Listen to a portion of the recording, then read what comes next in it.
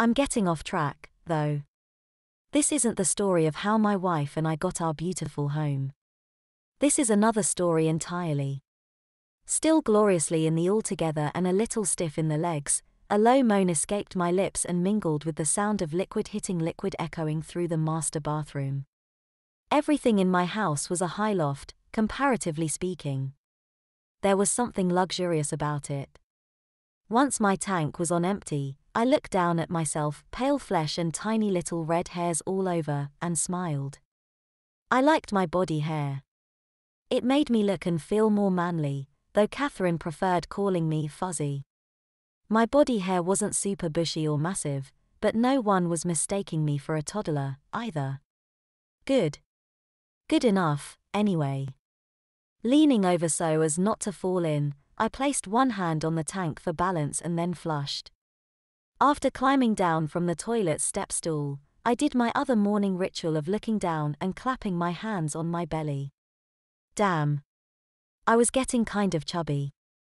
Too much candy and late night snacking. That was no good. If a little ever got too fat, one of those giants, sorry Amazon readers, that's what you look like to us, might see a beer gut and think baby fat, and then their maternal instincts would get triggered. That's the curse of getting old. Your metabolism starts to slow down on its own, but your eating habits don't. At 31, I was ancient in little terms. No, we live just as long as the Amazons and tweeners, on average. But in Amazon country, most littles were lucky to remain free and uncribbed past the age of 28. Amazons were just as likely to adopt an 80-year-old as an 18-year-old, but if you made it to 35, chances are you'd gotten your shit together enough so that you could make it to 80. So yeah, I was getting up there. Better old than never being allowed to grow up. Climbing yet another stepping stool so that I could reach the sink, I grabbed my razor and shaving cream and started to lather up.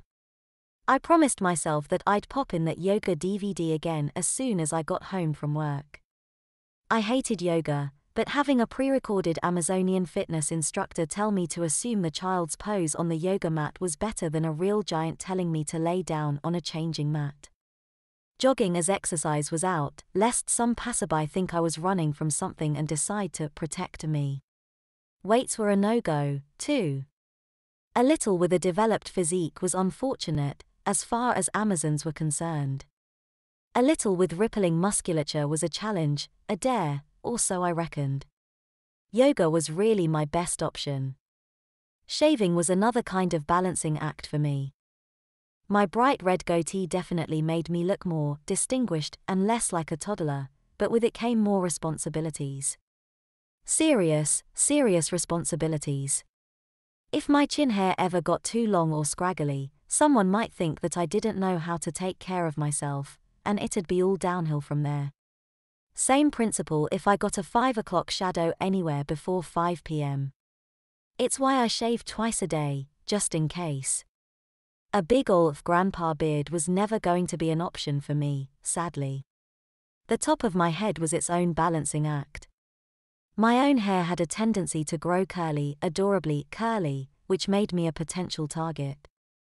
However, my paranoia never let me feel comfortable going full buzz cut, either. Bald could be just as dangerous. Barbers that cut little hair, and didn't offer a lollipop after, in this part of the country were rare. I was lucky in some respects, though, a curly top was bad, but long, flowing hair was worse.